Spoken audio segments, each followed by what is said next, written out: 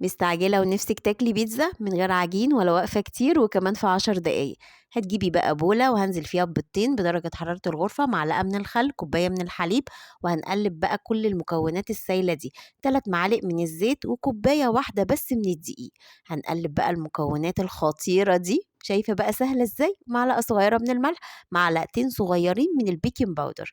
هو ده القوام المظبوط. اي خضار عندك حطيه، انا حطيت فلفل اخضر، شوية زيتون، كان عندنا شوية لحمة مفرومة متعصجة كده، بواقي تلاجة زي ما بنقول. وبدأت أقلب الخليط، شوية جبنة موتزاريلا بقى كده هتوديها في حتة تانية خالص، والخطوة دي اختيارية، بس هتنقل بقى عجينة البيتزا في حتة تانية. رشة صغيرة جدا من الزعتر، وبكده تبقى عجينة البيتزا بتاعتنا بقت جاهزة. هنجيب بقى الجريلا بتاعة البيتزا، بتكون غير لاصقة، مسحة صغيرة من الزيت، وهتكون كده على نار هادية جدا. هنزل بالخليط بتاع البيتزا على نار هادية لمدة 10 دقايق، واغطيها بقى كده بالغطا. واول ما تاخد اللون الخطير ده الذهبي هقلبه الناحية التانية.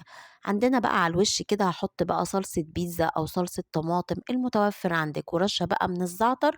وبعد كده اروح حاطة بقى اي توبينج عندي، شوية فلفل كده صغنطتين متقطعين، زيتون، بقية اللحمة المفرومة المتعصجة، شوية جبنة موتزاريلا على نار هادية.